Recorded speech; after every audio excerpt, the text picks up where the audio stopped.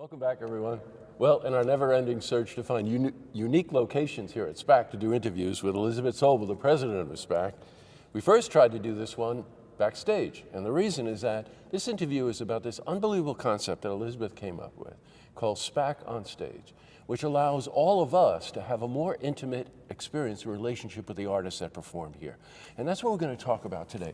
But Elizabeth, first, welcome. It's great to see you. Thank you. As always. Always great to have you here. And you got the, you ready? Okay. Jeez, Okay, a little yeah. bit. Okay, after. Yeah. I was thinking about the stage. You know, if those walls could talk. They you do. know what I mean? They do. I go back there and I commune with the walls. I totally understand that. And when I was thinking about that, I thought to myself, if you're quiet, you can hear the trombone player from the Philadelphia Orchestra rehearsing in the hallway because of the echo. Mm-hmm. You hear the rehearsal piano in the rehearsal room bouncing off the echo of the mirrors. You know, you smell the rosin from the dancer's shoes. And you hear also the water, which of course, oh yeah, Maestro Ormandy did not like. I actually love having the water as that sort of tapestry of sound. Well, you know why, when you and I get together, we could talk forever. I was here the year that he demanded that they put the dam in to shut the water off so that the audience couldn't hear it. Oh my goodness. You know, one of those kinds of things. But you know, what we're describing, which is a rarefied experience, you get the opportunity to go backstage, see the stagehands, see the grids, see all of the magic that goes on there. And to add that experience to a close-up experience with artists is absolutely phenomenal.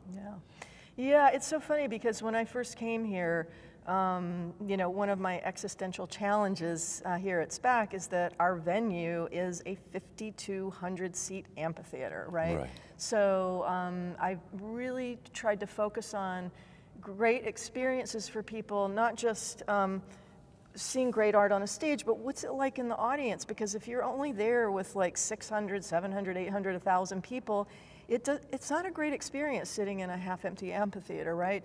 And so there were all these artists I'd worked with over time during my days at IMG and my days at Universal who were kind of genre-crossing artists, many of whom were classically trained but took their mixed in parts of their lives, whether they were like, you know, culturally different, ethnically different, musically different elements that they felt they wanted to create their own new forms of music making, right? So year one, we had, for instance, Time for Three, who were classically trained string players, and one of them had a jazz background, and one had more of a hip hop background, and one had more of a bluegrass background. And all that kind of stuff comes into their music and their music making. And I love that. I love where, you know, different genres bump up against each other and create sparks. Well, you know, there's been black violin, there's been, I can never pronounce it correctly, but they just stunned us. Hassao. You know, so those of you that have already attended SPAC on Stage or are aware of SPAC on Stage, you know exactly what we're talking about. But what I want to talk about today is the artists that are coming up this year. You could take the easy way out. Neil Diamond cover bands, okay? You know what I mean? And yet I don't know how you peel behind the curtain to be able to find these artists, and I want to talk about them. Sure. Let's start with Red Barat.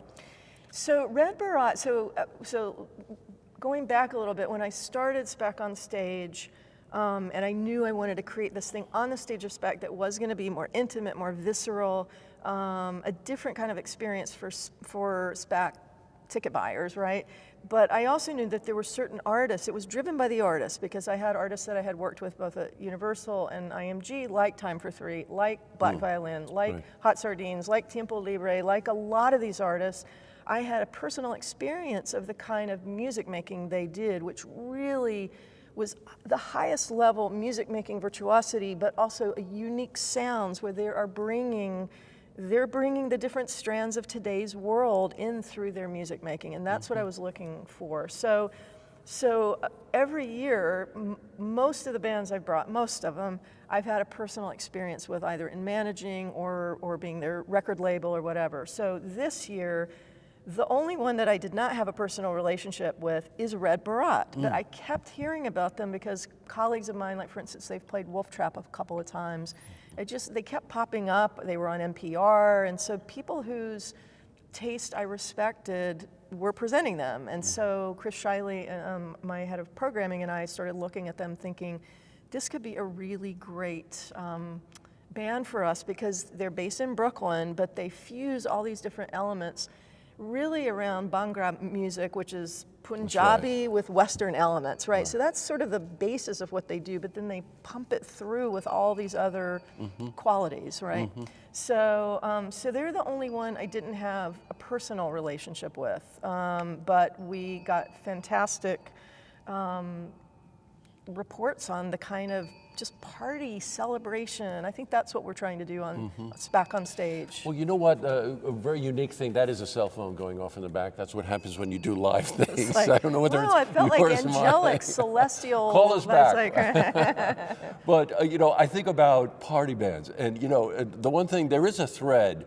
This whole idea of world music, I want to talk just a bit about that.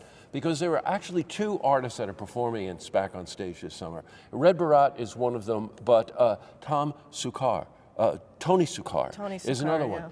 You know, you can take a trombone, you can take a trumpet, you can take congas, you can take all kinds of instruments. Yeah. It really has so much to do with how the musicians interpret it. And when you talk about world music, then you understand that the influences are coming from Africa, that they're coming from Egypt, they're coming from Ireland, they're coming from all over the world. That's right. And those combinations of sounds are almost the sounds that are between the instruments. That's right. Well, and also I think that, you know, my kind of epiphany around world music, because I started out as a classical music person. I loved all kinds of different kind of musics. But back in 1999, I was in Mexico City with Itzhak Perlman on a tour, went out to a bar late at night where I heard live Cuban music for the first time, and literally it possessed me. The rhythms possessed me. I totally and understand I went that. back to New York promising myself I was going to learn everything I could about, like, you know, Afro-Cuban percussion, and to speak Spanish, and to learn about Cuban music and everything, and to dance salsa, by the way. And I did all of those things, and it was life-changing, because when you're a classical musician, you're very much in your head a lot of the time. A lot of it is very cerebral. And when you're in a concert hall, you're sitting there kind of immobile because you don't want to bother the concentration of the person next to you.